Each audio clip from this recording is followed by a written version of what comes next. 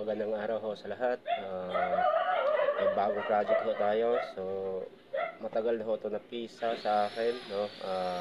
Tambay lang ho ito napisa. So, ngayon naisipan ko ho na gagawin ko, i-restore ko para ma-dispose ko na.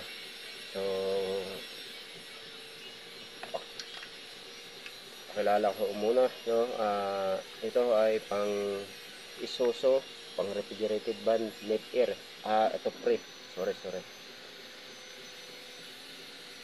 So, pang to pre ho to. Isuzu. Control box. Ito yung control box sa refrigerated van. O kung ito ho, super good ho to. Kaso lang, makita natin ho ang fuse house nito. Ang dalawang fuse house